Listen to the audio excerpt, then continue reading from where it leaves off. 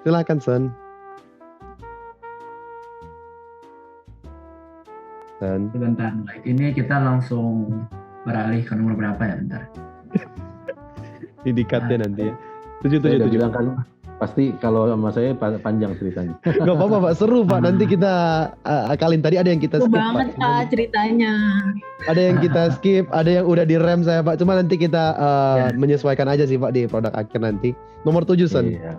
Oke, bentar. Oke, lanjut ya. 1, 2, 3. Nah, mungkin dengan fenomena yang udah terjadi belakangan ini yaitu COVID nih Pak, akan adakah perubahan untuk rancangan ibu kota baru atau mungkin dari master plan yang asli gitu dari 2019 yang lalu? Bagaimana proses pembangunannya sampai saat ini gitu kan? Kemarin waktu itu COVID belum merajalela di Indonesia ya Pak. Maksudnya apakah dengan adanya fenomena COVID seperti ini jadi ada perubahan yang signifikan terhadap perencanaan atau master plan yang sudah dibuat di tahun 2019 silam itu? Oke.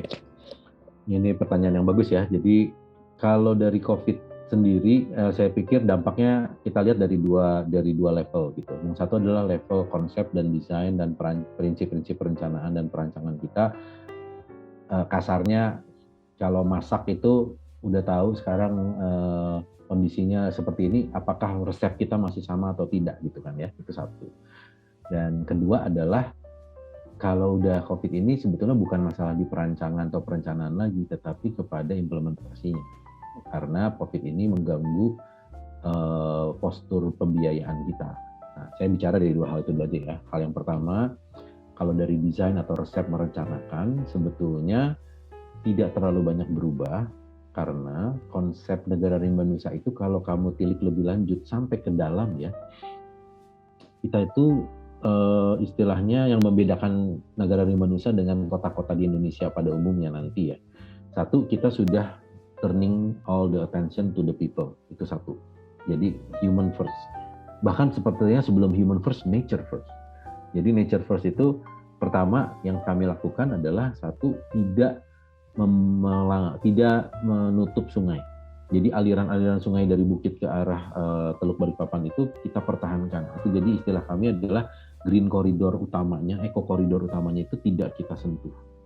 Dan yang lebih gilanya lagi, yang kalau teman-teman saya bilang, aduh lu benar-benar kurang kerjaan, itu adalah jemari hijaunya, yaitu daerah yang namanya riparian ya. Riparian itu ada riparian ordo 1, 2, dan 3 gitu ya. Jadi sungai itu ada ordonya, dan sungai-sungai yang istilahnya sungai rambut itu sebetulnya kalau nggak ada hujan itu nggak ada airnya, tetapi itu adalah natural place untuk water kalau mau lewat. Itu makanya akan ada konsep green finger. Nah, konsep green finger ini adalah konsep di mana hijau yang masuk ke dalam persil-persil bangunan. Nah, perbedaannya kota Indonesia dengan kota di ibu kota kita, persil hijau ini adalah ruang terbuka hijau yang sudah kita identifikasi dari awal. Kalau kamu perhatikan kota-kota di Indonesia itu, makanya Jakarta itu hanya punya RTH-nya di bawah 10 ya. Padahal kan mandatnya 20% kan ruang terbuka hijau, bahkan dibilangnya 30% kan tata ruang nasional kan. Tunjukkan kepada saya kota yang sudah ada 30% hijau. Nggak ada kan? Karena dari awal hijaunya tidak diidentifikasi untuk diamankan. Kalau ada pun pasti dilanggar. Karena kalau kamu perhatikan, salah satunya, sungai itu kan punya GSS, 15, 25, apapun itu. Sungai-sungai kalau di perkotaan di pusat kota, sungainya ada yang punya GSS nggak? Yang bagus. Kalau di Jakarta itu hanya di Jakarta Selatan yang ada. Sisanya itu semua isinya, bantaran sungai itu isinya perumahan yang informal ya, sektor informal. Karena apa? Karena tidak dijaga hijaunya, atau mungkin direncanakan tapi dilaksanakannya kurang baik. Nah, kota kita itu hijaunya sudah kita jaga sampai ke level microgreen. Nah, microgreen ini tidak di dalam tapak, adanya di luar tapak. Supaya apa? Supaya dijaga dan dikelola oleh otoritanya nanti. Beda sekali dengan kota kita yang posturnya hijaunya hanya 9%, pemerintahnya pun hanya harus mengurusi yang 9%. Gitu loh. Tapi nanti kalau kotanya sudah lebih banyak hijaunya 30%, pengelolaan ruang terbuka hijau itu harus serius gitu besar. Nah, itulah yang membuat kota ini mempunyai jaringan hijau yang nantinya bisa menjadi ruang ventilasi alami yang membawa aspek kesehatan dalam kota. Nah, itu yang kita nanti, kenapa post-COVID itu, kalau menurut saya post-COVID itu salah satu dampak yang paling penting untuk kita di perkotaan, desain perkotaan adalah kita harus membuat ruang-ruang yang dimana satu, memventilasi bangunan secara alami dengan baik, memventilasi kota secara baik, jadi kota itu kalau angin itu bisa mengalir dengan sehat, dengan baik gitu. Kedua, dia harus mempunyai matahari, exposure matahari yang cukup.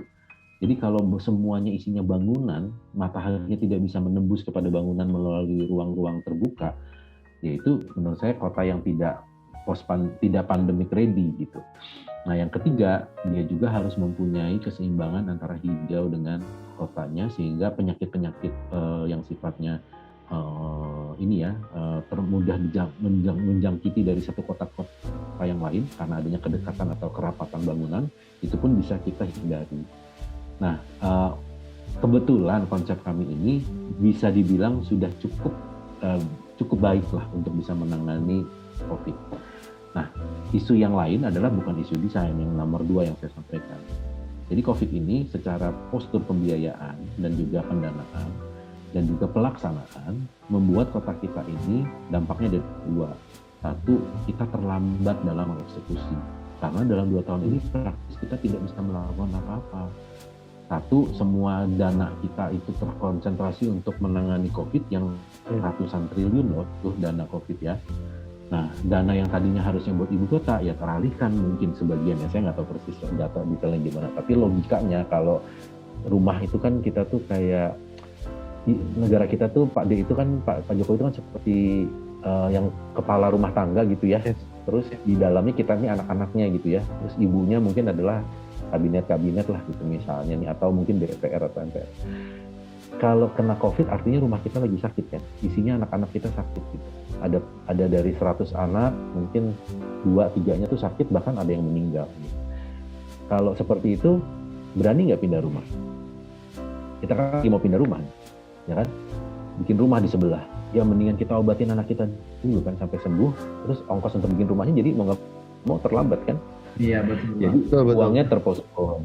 Kedua, pada saat waktunya yang harus membangun, masalahnya 2 tahun lagi saya harus keluar dari rumah itu karena saya bukan presidennya lagi. Nah, itu yang menjadi sekarang pressure, di mana kalau saya idenya pindah rumahnya dari saya dan saya yang harus memindahkan rumahnya, tapi gara-gara COVID saya tertunda 2 tahun, padahal waktu saya tinggal 2 tahun lagi gitu. Nah, itu yang jadi isunya lebih kepada isu politis, bahwa berarti kita ini sekarang digebrak untuk diburu-buru untuk cepetin semuanya yang harusnya dilakukan di 4 tahun harus terjadi dalam 2 tahun. Nah, itu isunya lebih ke politik ya. Jadi karena COVID ya akhirnya kita menjadi either pilihannya mengurangi intensitas pembangunan kita, atau seandainya enggak ya kita harus jadi ngebut dengan waktu yang tersisa. Jadi ya yang resikonya adalah biasanya kalau kayak gitu ya jadi banyak hal-hal yang mungkin terlewat ya kalau kita terburu-buru ya. Contohnya ya perlindungan pada lingkungan, kualitas, perhatian pada kualitas itu bisa menjadi victim gitu. Biasanya soalnya di dalam pembangunan itu kita ada tiga hal yang kalau mau nggak bisa tiga-tiganya menang gitu. Time, quality, money. Kita punya uang, kita bisa punya quality. Tapi kalau misalnya punya uang, punya quality, asal waktunya cukup. Kita punya waktu cukup, kita nggak punya uang, belum tentu bisa dapat yang berkualitas. Kita kalau nggak punya waktu, kita di Indonesia nih nggak punya waktu karena COVID kita mundur, karena COVID juga kita nggak punya uang. Nggak mungkin kita berharap ada kualitas kan. Kecuali salah satu diundurin gitu. Nggak punya uang tapi harus punya waktu, kualitas masih mungkin ada. Tapi kalau nggak punya uang dan nggak punya waktu, ya jangan hati-hati. nanti takutnya kualitasnya yang kena gitu. Hmm. Jadi makanya ya saya sih ya itu again sekali lagi itu semua ada di implementasi ya. Kalau dalam perancangan kita kan hanya bisa memberikan arahan atau pandangan, tetapi eksekusinya dilakukan oleh bapak-bapak yang ada di kementerian dan juga nanti di otoritas. Betul. Tapi terkait isu lingkungan loh Pak, tadi Bapak sudah sempat singgung ya terkait RTH. Ini sebenarnya saya mau tanya loh Pak, kan saya lihat ya interview Bapak yang lalu-lalu tuh konsepnya 70-30. 70 tidak terbangun, 30 yang dipakai terbangun. Apakah Ya. itu yang menjadi salah satu konsep sehingga toh kan sebenarnya kan 30% aja udah it's okay kan Pak buat RTH tadi kan kita bahas. Tapi kenapa justru hanya 30% saja yang dipakai dibangun? Apakah itu terkait dengan isu lingkungan yang Bapak singgung tadi kah? Salah satunya karena kan kalau kita membangun di kota yang ada hutan ya, jadi bedakan bahwa ini bukan, jadi gini, kalau dibaca dari skala makronya 70% tidak terbangun itu sudah membuktikan bahwa kita tuh kalau di dalam bawah dari kota ibu kota kita yang 250.000 hektar itu ada satu patch yang besar sekali di tengah namanya Bukit Soeharto. Saya nggak tahu persisnya berapa, tapi Bukit Soeharto itu besar gitu ya, di tengah-tengah besar sekali. Ada Bukit Bangkirai yang juga besar, ada Teluk Balikpapan yang juga hijau.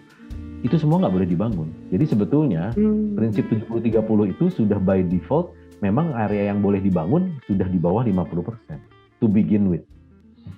Jadi bukan sesuatu yang tiba-tiba ini kota yang kita beli tanahnya 1.000 hektar atau ratusan ribu hektar terus kita nggak bisa bangun gitu. Soalnya kalau 70-30-nya didengar sama developer misalnya oleh Summarecon gitu, yang saya boleh bangun cuma 30, ya nggak bakal bisa make money kan? Ayo Besius Pak, ayo Besius. Iya, nggak bisa itu. Kalau dihitung aja deh, bisnisnya nggak akan masuk.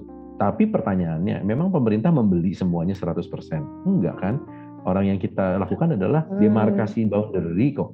Dan kita tidak spend money on the park atau the green gitu. Greennya sudah ada dengan sendirinya. Jadi sebetulnya 70-30 itu belum menjadi suatu pakem untuk teori perkotaannya, tapi ini adalah teori kewilayahannya dulu. Di kewilayahannya sudah terbagi demikian. Nah, kami melakukan interpretasi yang lebih lanjut dari setelah dibangun suatu wilayah perencanaan yang namanya BWP itu, BWP 1, 2, sampai 9, dan sudah ada ya. Dan kita tuh ada di salah satu BWP yang namanya BWP pemerintahan, namanya BWP nomor 1.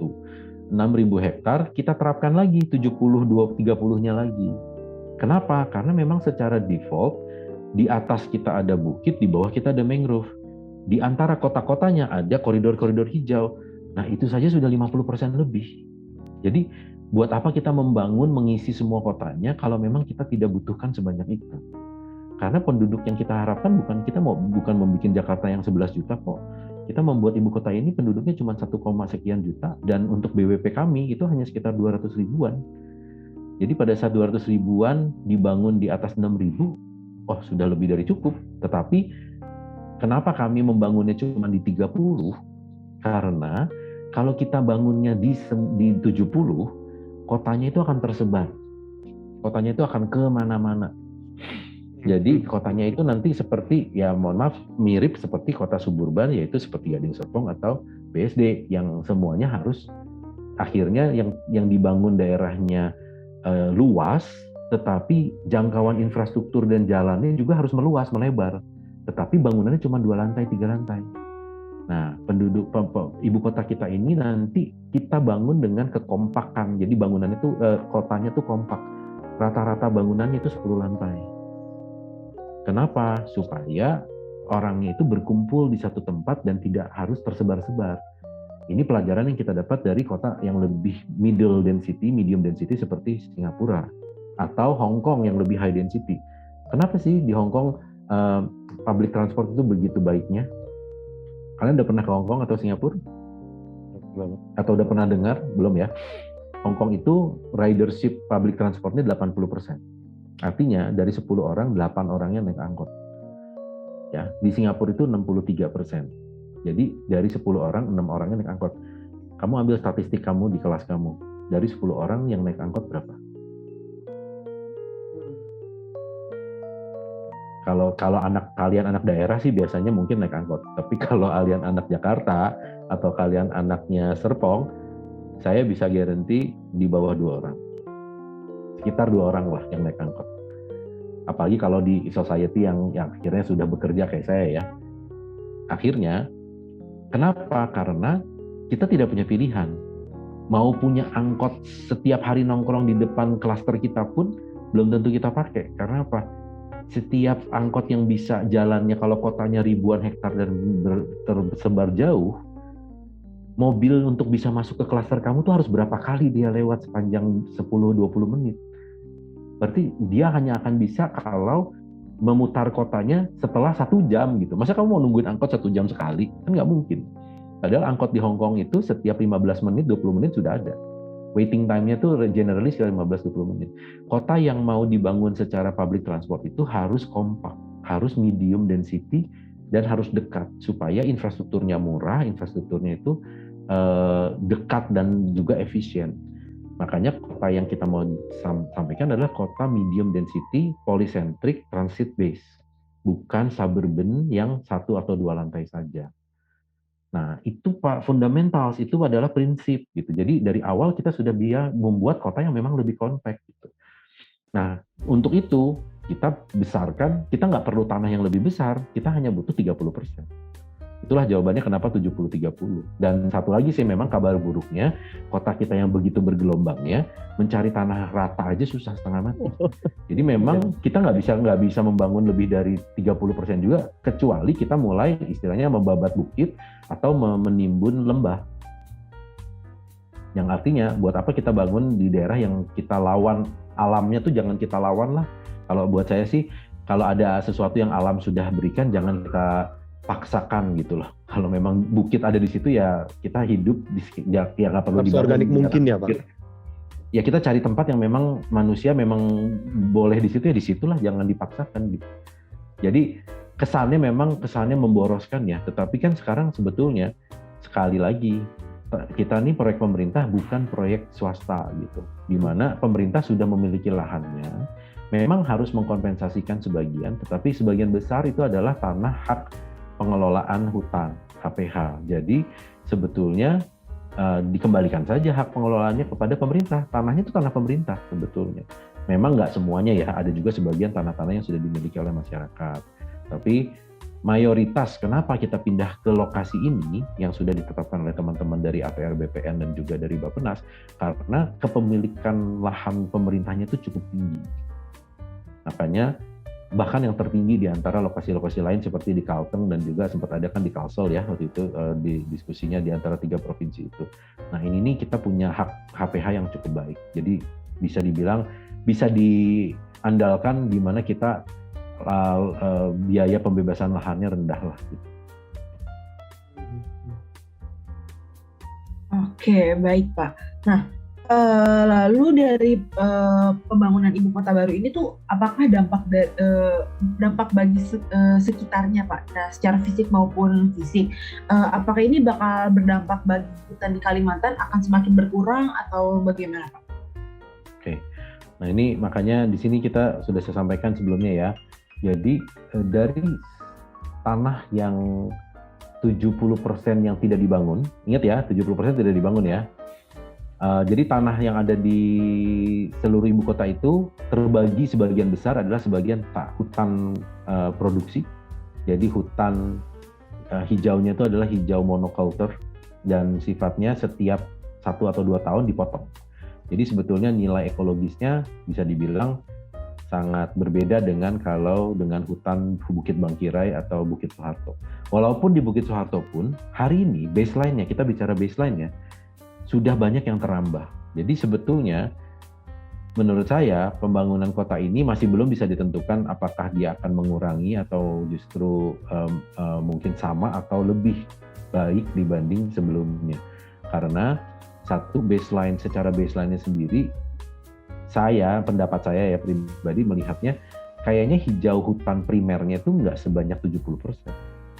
Jadi yang kita punya dari 70 itu pun sebetulnya yang benar-benar mempunyai nilai hijau lingkungan yang baik itu memang sudah banyak yang sudah buruk gitu kondisinya.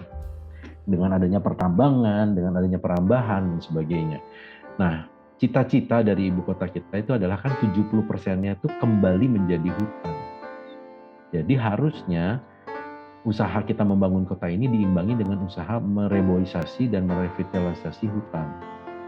Jadi harusnya ada lagi hutan-hutan yang lebih hijau yang dibangun, misalnya di atas tanah-tanah yang sudah terambah, atau daerah yang tadinya tidak terpakai. Tadinya kan kita membuat kota itu semua di atas hak hutan ya, hak hutan produksi. Jadi kita tidak membangun di hutan yang primer atau di daerah mangrove atau di daerah yang ada bekantan ya, ada flora dan fauna yang terproteksi. Yang kita lakukan, tanah yang kita ambil semuanya adalah tanah lahan yang hutan produksi. Nah, dari 100% tanah yang dipakai untuk pembangunan kota, kita kan menerapkan juga daerah yang terbangun dan tidak terbangun kan. Nah, yang tidak terbangunnya itu, yang bekas tanah hutan itu harusnya menjadi penghijauan lagi. Jadi artinya kalau dihitung agregatnya kembali, harusnya kalau pemikiran saya, harusnya kita justru memperbaiki hijau yang ada di sana, bukan justru menguranginya.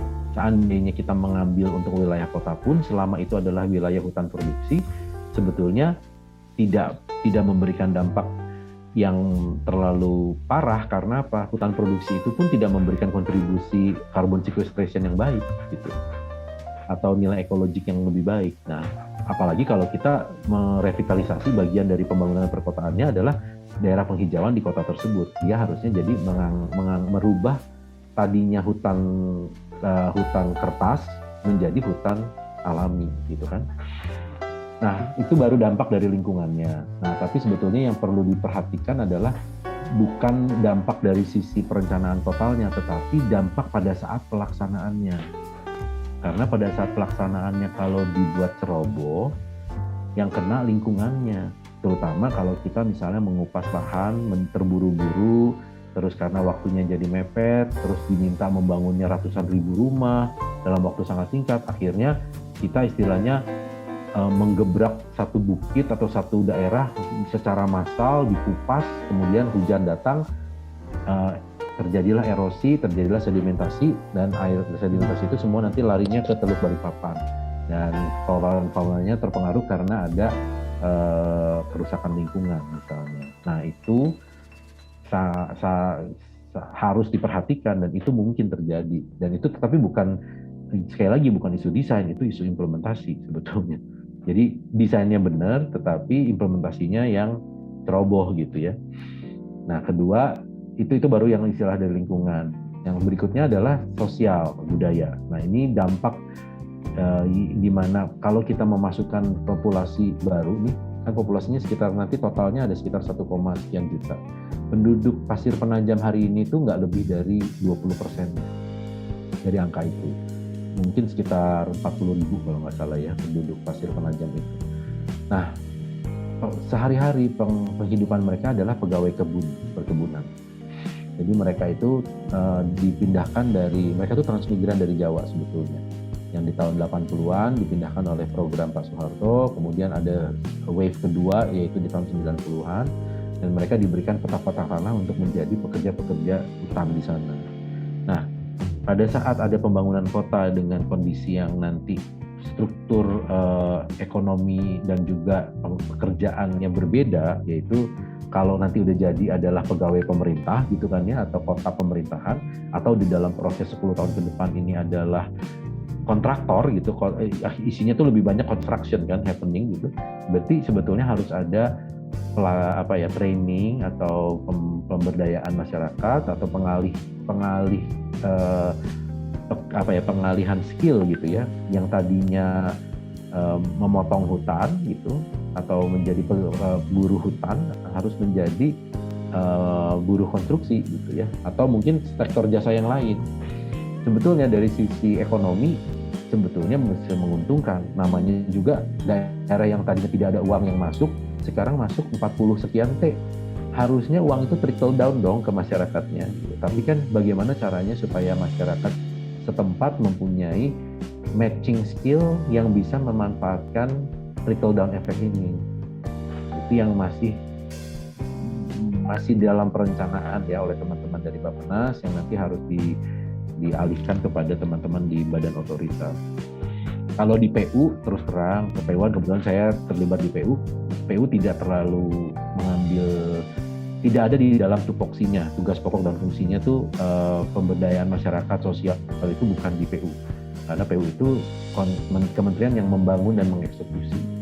Sementara kalau ke sosial, budaya, integrasi masyarakat itu harusnya ada di LH dan ada di Bappenas ya. Nah itu proyek ini kan proyek besar yang dikerjakan oleh berbagai kementerian nih.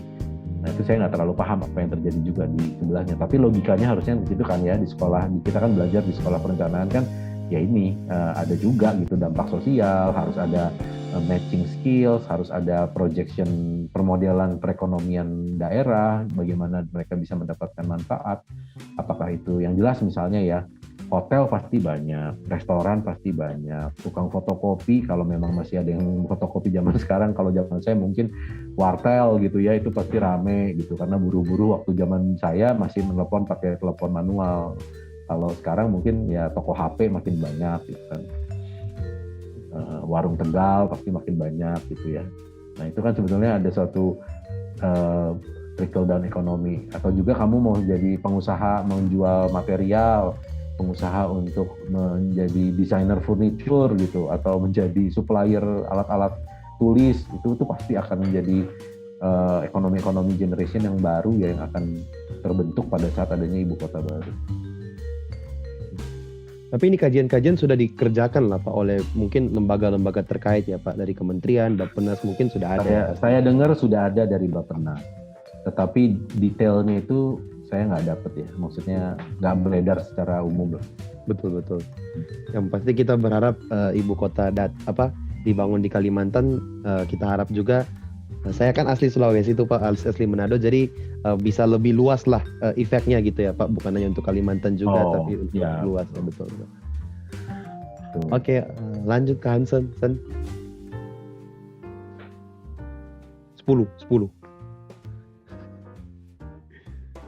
Hansen. Mike masih mute, Sen. Aku masih mute ya? Oke. Tadi udah ngomong. Oke, kita lanjut. Jadi ngomongin soal kota yang benar-benar dibangun dari scratch. Nah, apa sih bedanya dengan ibu kota yang dibangun di kota yang sudah terdevelop lalu di-redevelop gitu? Bedanya apa ya? Ya, jadi kalau saya bilang kota yang dibangun dari nol itu seperti diberikan, kalau main game itu restart. Udah main game kan sering kalau kita kalah gitu ya, tembak-tembakan, kalah mati, nah kita ngulang lagi. Nah berarti kan kita punya kesempatan untuk tadi kenapa ya gue mati gitu loh. Terus pistol yang gue pakai ternyata pelurunya nggak tembus nih. Nah, atau jangan ambil, ini saya lagi ngomong tentang ini ya, main game yang tembak-tembakan kan. Berarti saya harus ajak temen untuk yang namanya si ini, terus ambil jalan rutenya, jangan ambil rute yang sungai, ambilnya rute yang dari hutan aja. Maksudnya we have a new lease of life gitu. Kita mempunyai peluang untuk melihat apa yang salah, terus kita perbaiki. Nah menurut saya ibu kota kita ini belajar dari semua hal-hal yang tidak terjadi dengan baik di kota-kota lain. Dan misalnya yang tadi saya bilang ya, perencanaan hijau itu dari awal gitu.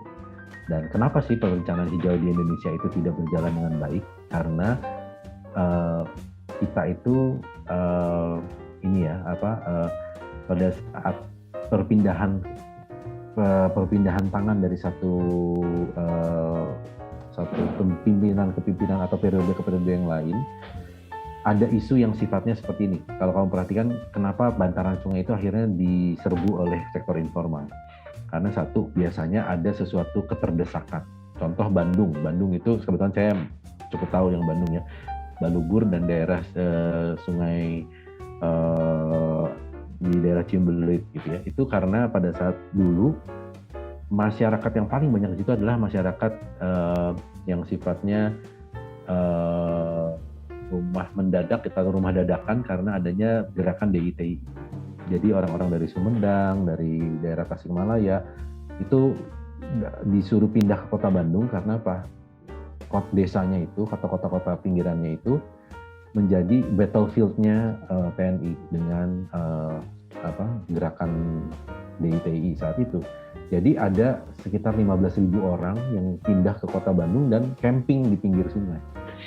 Yang tadinya hijau, dan harusnya hijau. Tapi akhirnya pemerintah tidak mampu menggerakkan mereka kembali. Nah, disitulah mulai terjadi, berarti kan perencanaan ada pun ternyata tidak bisa terjadi dengan baik. Gitu kan, artinya yang kita belajar dari situ adalah bukan lagi dari desain saja, tetapi dari cara mengelola kotanya. Jadi how to manage the city, istilahnya kalau di teman-teman developer itu estate management. Makanya kota seperti Sumarekon, Gading Serpong itu dikelola kan, karena apa? Misalnya udah mulai ada nih PKL di pinggir jalan, nah dikelola, nggak boleh ada PKL kalau mau masuknya ke daerah UMKM di sini. Nah, hal-hal seperti itu menurut saya bedanya di ibu kota yang baru, kita rencanakan dengan ideal, kita harus siapkan perangkat institusi pengelolaan kota yang baik, yaitu namanya otorita itu.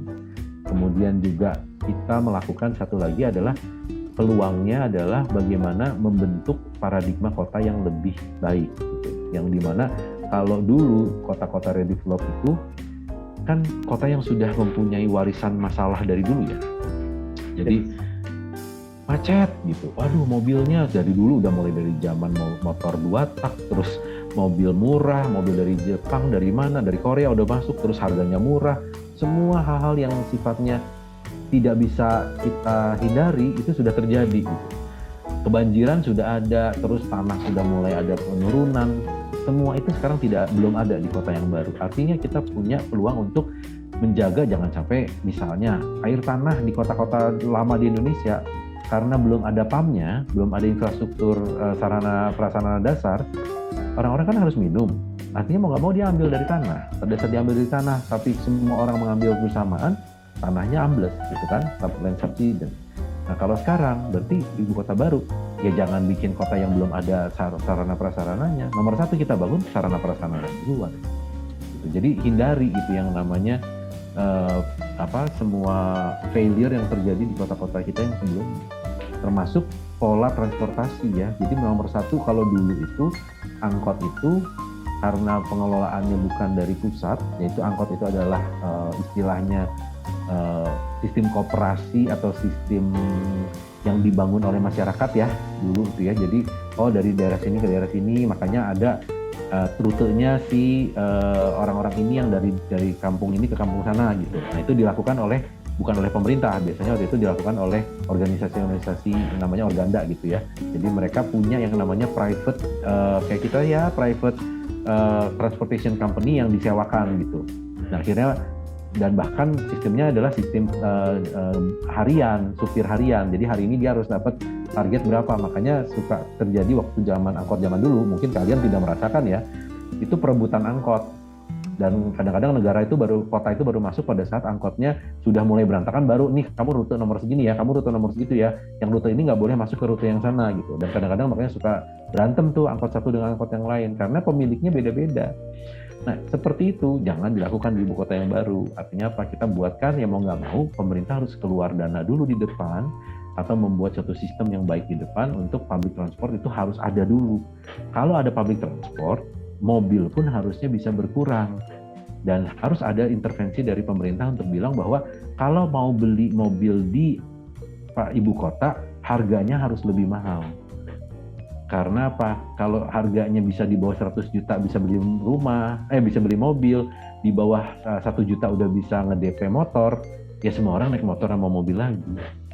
Nah, itu hal yang berbeda ya. Jadi pada saat membangun ibu kota yang baru, ya hal ini harus diantisipasi dan harus bisa dijaga, jangan sampai kasarnya kota kita yang baru ini ikut menjadi another Jakarta yang berantakan. Ya, jadi ya kita punya kesempatan lah untuk mengelolanya dengan baik gitu. Moga-moga ya terjadi ya.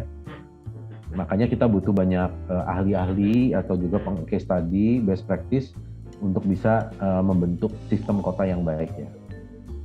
sejak Indonesia berdiri pertama kali ya Pak, saya baca di interview Bapak yang mana ya, pertama kali ya kita membangun memang benar-benar dari nol ya sebuah kota ya Pak di Indonesia ya, ini kali ya, ini benar very Ya, saya rasa ya walaupun sudah ada beberapa kali kita lihat kota kabupaten yang baru ya, atau kota provinsi yang baru. Misalnya mungkin teman-teman di Ambon tuh punya tuh kota yang baru dibuka kalau provinsinya. Sulawesi juga ada kan kota-kota yang datang dari provinsi yang pemekaran ya. Itu ada, tapi tidak dalam skala seperti ini. Skala kita ini kan penduduknya saja bisa menjadi satu penduduk kabupaten, satu provinsi sendiri lagi gitu ya. Jadi dan jadi sampai dibangun dengan dana yang demikian besar, dan harus jadi karena yang pindah bukan seorang ibu kota, seorang gubernur atau seorang wali kota atau bupati, ini seorang presiden yang pindah ke situ. Jadi nggak main-main gitu ya. Dan ini baru pengalaman pertama kali menteri itu bekerja dengan skala sebesar ini dan dengan koordinasi yang sebanyak ini. Jadi ada 14 kementerian yang berkoordinasi untuk membangun ibu kota. Walaupun leading sektornya adalah PUPR, APR, dan Bappenas ya, dan Kementerian Keuangan. Tapi yang lainnya itu terlibat. Jadi Kementerian Perhubungan itu ada koordinasi dengan kita, Setnek koordinasi, Hankam koordinasi, Info, SDM, itu semua terkoordinir gitu. Bayangkan, walaupun nggak gampang, tidak mudah membawa semua itu dalam koordinasi, tetapi somehow ini adalah gawean yang terbesar lah. Ini pekerjaan besar yang harus dikerjakan oleh negara untuk pertama kalinya. Oke Pak. Nah lalu apakah dengan adanya pengembangan ibu kota baru ini dunia planologi Indonesia tuh akan turut berkembang dan lebih dikenal oleh masyarakat awam, khususnya untuk mahasiswa yang mengenai IKN ini Pak? Ya, nah ini harusnya demikian ya, tetapi ini yang saya ya sebetulnya saya juga kan ketua ahli rancang kota ya, jadi buat saya sebetulnya ini untuk calon-calon, untuk anggota-anggota kita gitu ya, dan juga saya juga kenal baik dengan Ketua Ikatan Ahli Perencanaan Indonesia, Pak Andi Simarmata, kolega saya ya di level asosiasi. Sebetulnya ya sangat terbuka peluang ini, dan justru pembelajaran yang baru, karena menurut saya di ibu kota ini kita tidak lagi menggunakan mazhab. Ini kan kita membangun kota untuk 100 tahun ke depan ya. Ya kan? Seharusnya kita tidak mengikuti peraturan yang tidak bekerja selama 50 tahun terakhir ini kan. Kan dunia perencanaan kita kan 50 tahun nih atau 70 tahun gitu ya. Dan kalau saya boleh self-criticize gitu, kita melihat dalam diri kita, kalau selama 50, 60, 70 tahun terakhir ini, ada nggak sih kota di Indonesia yang benar gitu, yang enak dilihat dan dibangun dengan sistem yang sudah ada gitu? Belum ada kan ya, kota yang ya ada yang lebih bagus daripada yang lain, tetapi apakah itu kota yang cukup baik untuk bisa kita bilang inilah kota terbaik di dunia gitu atau di Indonesia? Rasanya nggak ada kan? Iya betul Pak. Saya bukannya saya mengambil simplistik saja gitu. Kalau peraturan yang sekarang sudah membentuk kota yang hari ini kita lihat, menurut saya pribadi 100 tahun ke depan, saya nggak mau kota saya mengikuti peraturan yang membuat kota yang 50 tahun terakhir ini. Agak nyambung nggak? Ngerti nggak? Maksudnya bukan berarti saya tidak menggunakan peraturan sama sekali ya, tetapi menurut saya, kalau sistemnya baik, harusnya kotanya jadi baik gitu. Tapi kok rasanya belum banyak, berarti ada yang harus diperbaiki. Nah, apakah itu, apakah yang mana yang harus diperbaiki atau enggak?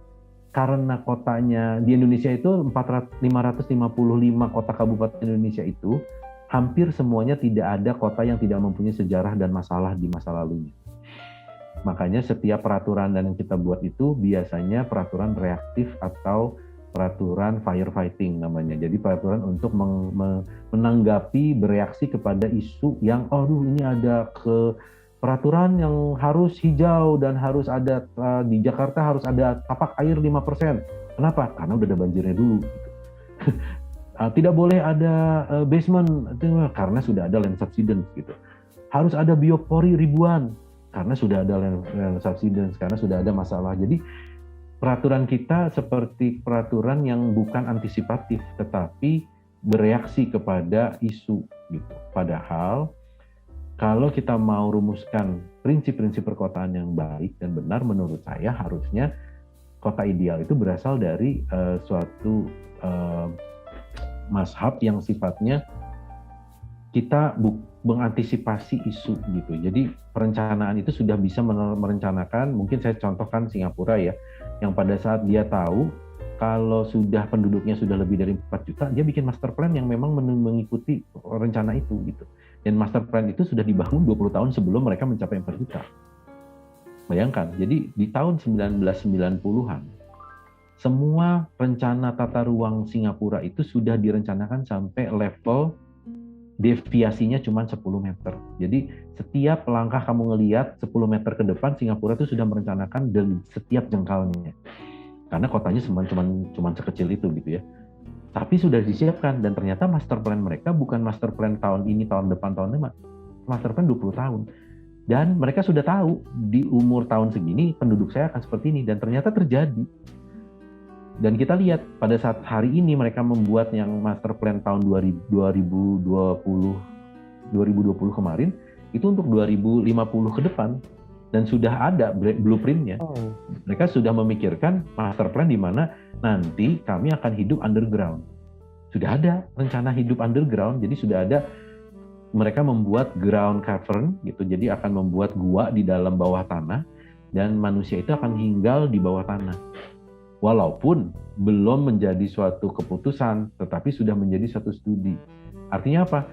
Mereka udah tahu bahwa mungkin suatu hari kalau COVID ini datang 20 kali lebih besar, kita sudah tidak bisa hidup lagi menghidup utara di atas, kita harus punya ruang bawah tanah. Gitu.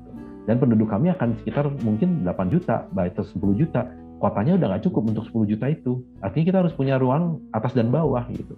Nah, artinya kan perencanaan yang antisipatif dan future ready istilah saya.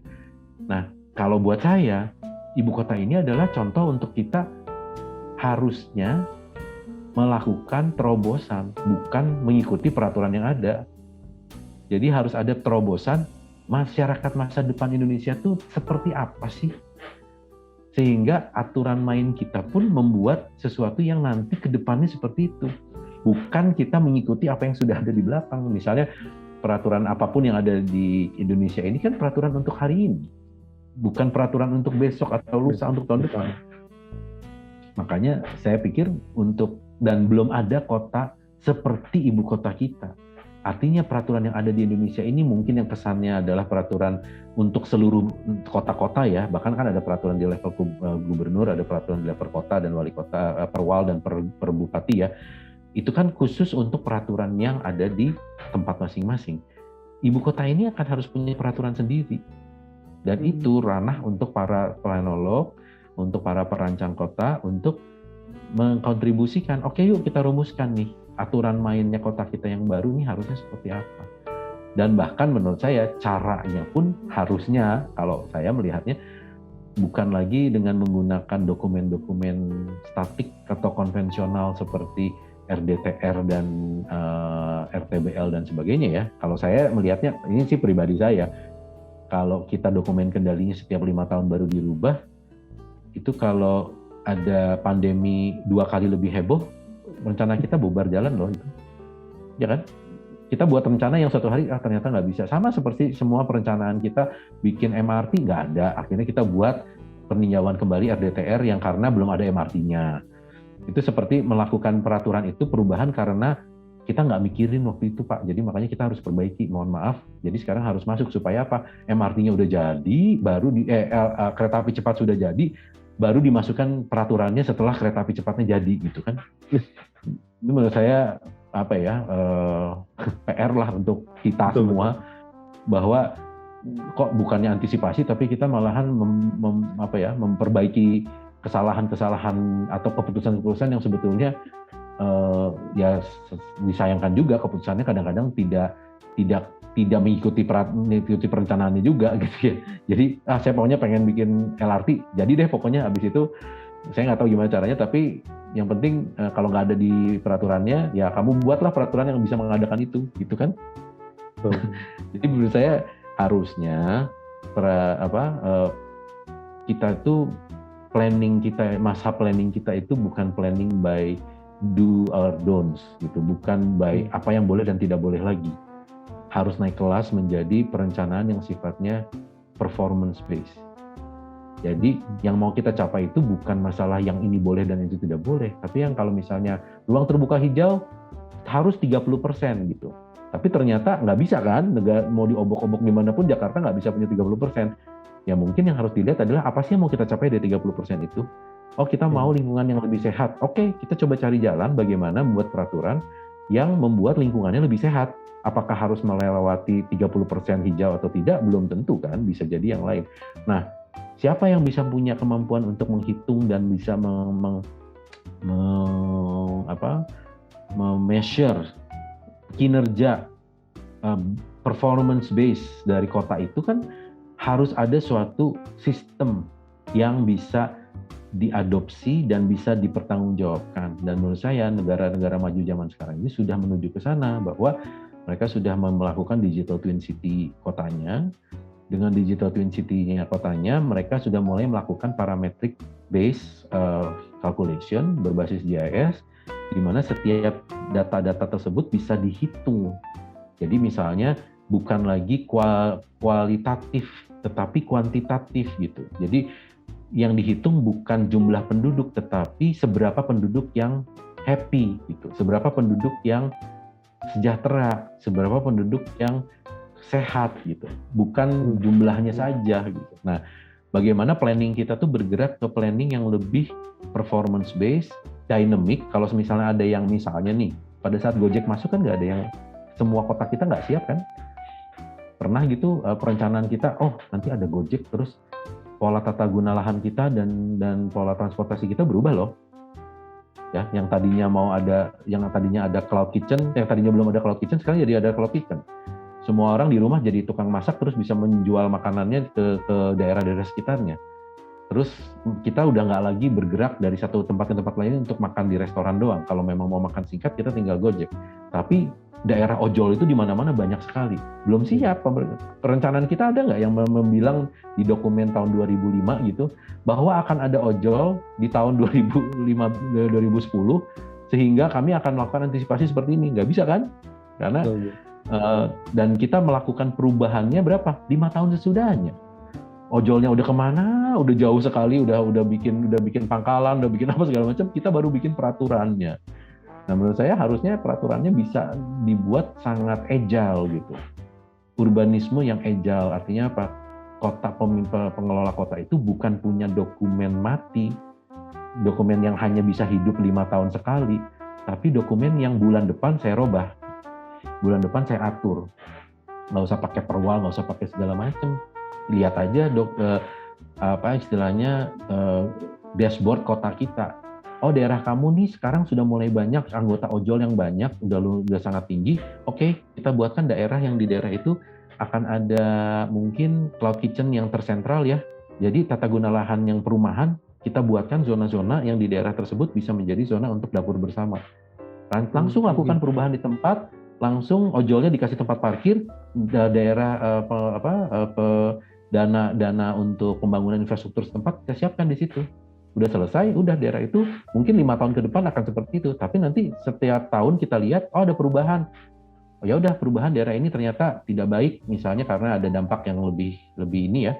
Ya udah rubah lagi gitu. Jadi kotanya berubah sesuai dengan trennya dan sudah ada suatu, tapi tetap ya harus ada technical knowledge yang bisa mendukung si perubahan keputusan atau perubahan policy-nya gitu. Jadi harus ada interaksi yang baik, dan inilah ciri-ciri kota yang sudah maju gitu. Beda dengan kota yang masih terbelakang.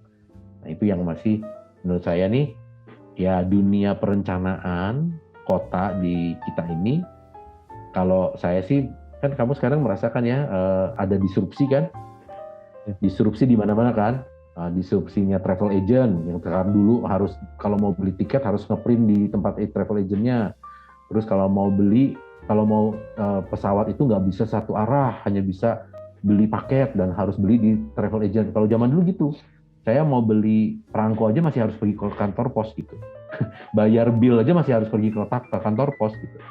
Nah itu semua kan terdisrupsi tuh semuanya. Mall juga terdisrupsi. Nah sekarang kenapa nggak planning system kita juga harus didisrupsikan? Apa disrupsinya terhadap planning? Saya sih bertanya aja kepada teman-teman planning ya. Kira-kira apa sih terobosan yang harusnya terjadi dalam sistem perencanaan kota-kota di Indonesia? Orang semua daerahnya, semua aspek kehidupan kita sudah terdisrupsi kok. Sistem perencanaan kita belum maju menurut saya, kan masih di situ-situ aja kan, masih RDTR, RT/RW, RUTR, dan RTBL kan. Ini jadi balik bertanya nih, bukan kamu bertanya ke saya. Tapi menarik loh itu sih Pak. Kita bagus tuh Pak kalau kita bikin episode sendiri lagi itu Pak. Memang kita sempat sentuh in a nutshell planning ke depan sama waktu itu sama Pak Gito Wibowo, wakil ketua Bapak di IARC.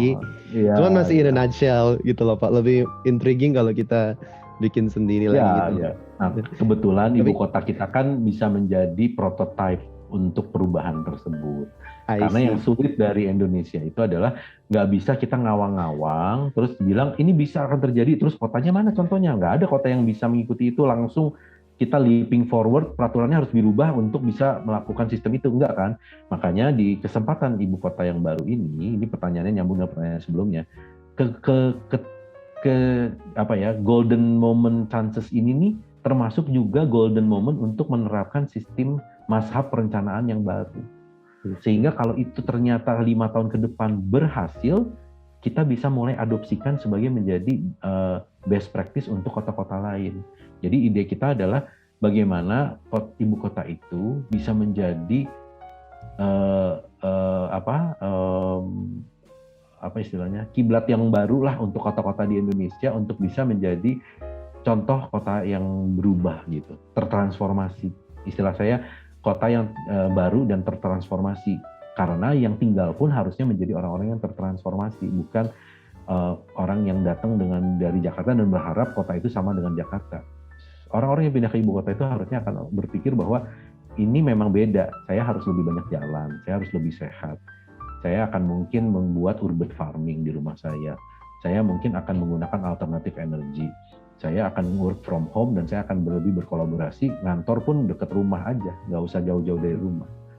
Dan hal-hal seperti itu ya, dan mungkin suatu hari saya mungkin istilahnya seperti global village gitu ya, jadi saya punya kerjaan bikin NFT, saya punya pekerjaannya di jualannya di luar negeri, tapi saya nongkrongnya di pinggir danau yang bagus, kualitasnya hidupnya bagus, dan saya dekat dengan anjing atau kucing peliharaan saya, dan saya bisa punya metaverse dan saya bekerja di metaverse.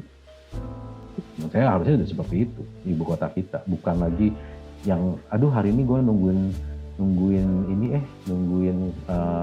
absensi di kantor terus masih harus pakai fingerprint gitu, terus tunggu sampai jam 5 udah selesai tengtong baru pulang gitu.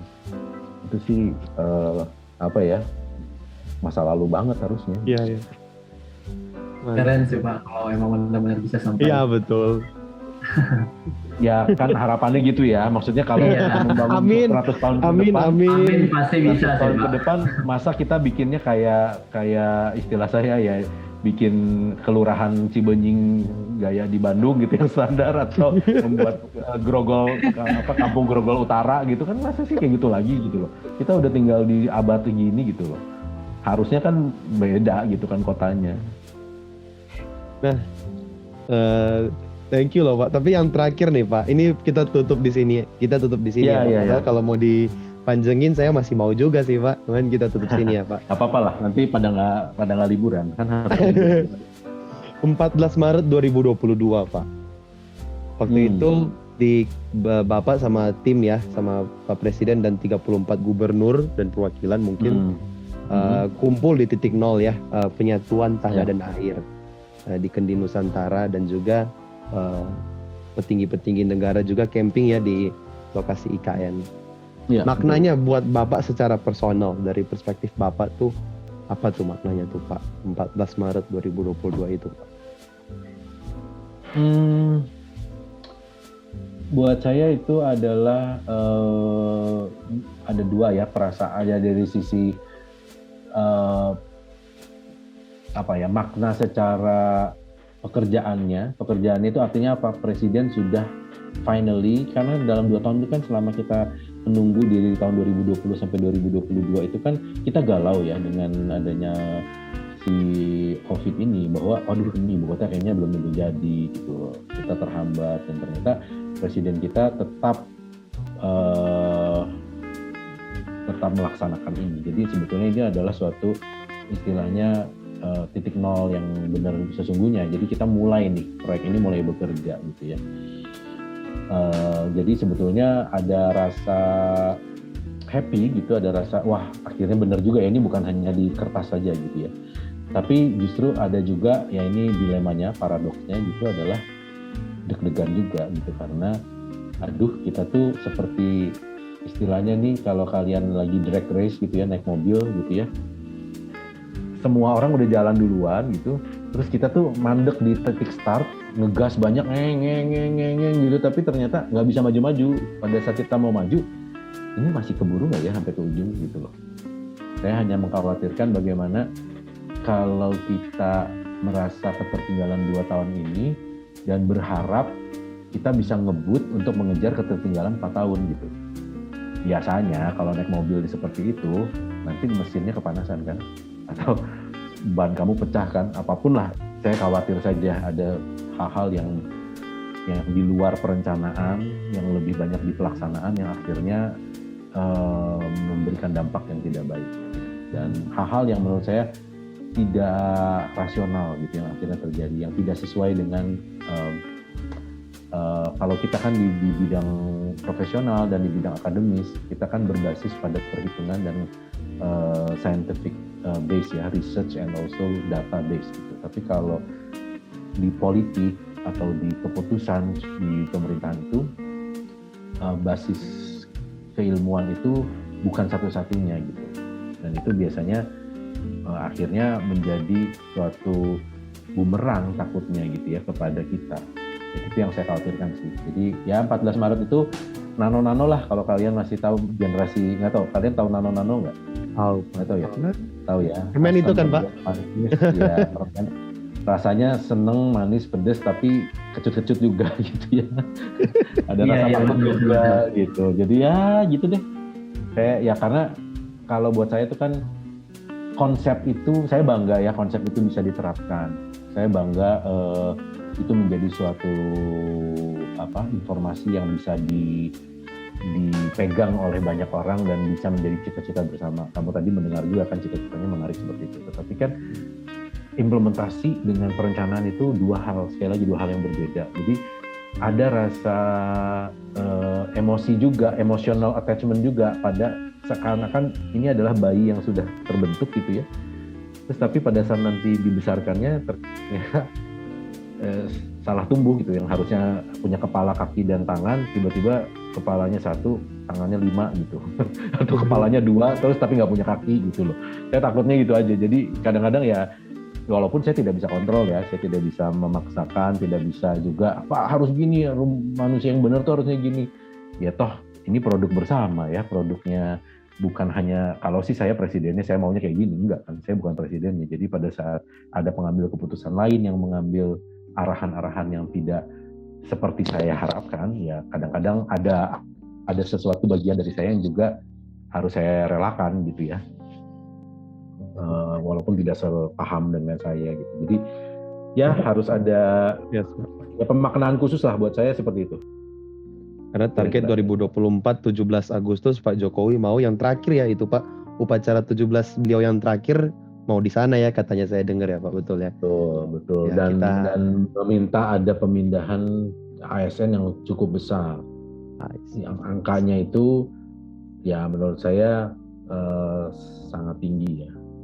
Dan walaupun officialnya belum ketahuan angkanya berapa, tetapi permintaannya adalah puluhan ribu orang ada di situ, puluhan ribu ASN, dan membawa anak istri dan saudara dan suami dan anak-anaknya gitu.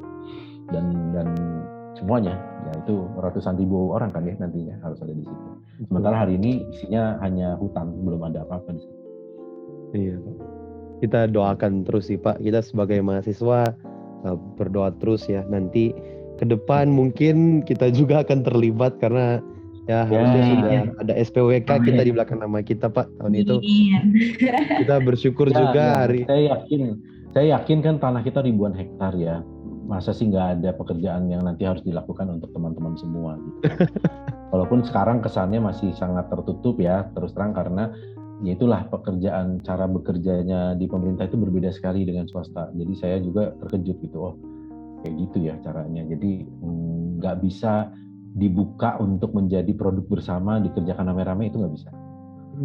Ternyata tidak bisa. Jadi harus melalui tangan-tangan tertentu, dan kalau saya karena menang sayembara terpilih secara jelas gitu ya, ya udah. Tapi kalau yang lain mau ikutan harus ikutan tender. Nah, kalau ikutan tender di pemerintahan, ya itulah selamat. Gitulah ceritanya. Harus istilahnya tahu caranya bis kota bekerja. Harus kuat mental juga ya Pak ya. Harus ada connect-nya, harus ada yang iurannya, harus ada connect-nya, harus tahu rutenya juga gitu. Dan bisnya ya harus tahu bis mana yang bisa masuk ke terminal mana gitu. Iya. Super. Tapi overall mostly thank you Pak buat kesempatan ini gitu loh Pak. Karena nanti kalau saya udah ada anak cucu kan pasti nama Pak Sibaran itu udah dicatat di buku sejarah tuh, sama kayak Pak FC Laban kan. Apa ini Pak Sibarani. Tapi itu belum tentu loh kalau yang rencana-rencana ini semua dibangunnya jadi apa kan saya nggak tahu gimana. Iya sih Pak, implementasi. Kalau FC Laban kan arsitek, bedanya arsitek itu adalah dia akan mengikuti sampai detik terakhir di mana bangunan itu persis sesuai dengan maunya dia. Kalau perencanaan kota, kita tidak boleh terlalu attach untuk bilang ini tuh jadinya harus kayak gini, maunya kayak gini, nggak bisa, karena itu tangan kita hanya bisa memberikan paradigmanya. Nanti yang melaksanakan banyak orang, jadi kita nggak bisa ya juga perasaan yang campur-campur juga gitu ya, bahwa ya misalnya terus terang ada beberapa gedung gitu yang kok kayak gini ya jadinya, ya mau gimana, itu karena selera pemberi tugasnya, selera yang nanti akan tinggal di dalamnya. Ya kalau saya tidak bisa bilang nggak boleh gitu, karena itu kan produk kota itu lebih impersonal, tidak boleh terlalu dijadikan produk yang sifatnya kesayaan, keakuan saya itu nggak boleh ada di situ. Beda ya kalau Pak Silaban kan, Pak Silaban jelas, Masjid Istiqlal itu jelas punyanya, semua tiangnya, semua desainnya itu punyanya dia. Kalau kita nih membangun kota itu kan ribuan hektar ya, nggak berarti jalan itu adalah jalan yang dibangun Sibarani gitu, nggak juga. Tapi ya konsep untuk mendekati kota yang ramah lingkungan, kota yang mungkin moga-moga diingat, iya nih kotanya memang ramah lingkungan. Ya itulah dulu konsepnya Nagara Rimanusa. Nah itu saya. Nah iya itu maksudnya Pak. Ya, tapi akan tercatat dalam sejarah gitu loh Pak. Tapi kan nggak tahu bisa terjadi atau enggak. Setidaknya maksudnya saya bisa banggain ke anak cucu saya gitu loh Pak. Kalau nama Pak Sibarani udah masuk di buku-buku IPS, ini nih dulu pernah aku interview dulu nih, nah gitu. Buku sejarah.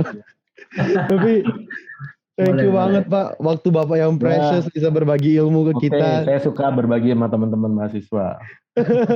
Thank you banget Pak. Selamat ya. Terima kasih banyak Pak. Kita yang terima kasih Pak, dan untuk semua listeners. Untuk semua listeners, terima kasih sudah mendengarkan perbincangan kita yang cukup panjang namun hangat ini. Nantikan episode-episode berikutnya. Sampai jumpa, stay tune di Plato. Bye-bye, see you soon. Aloha, good night.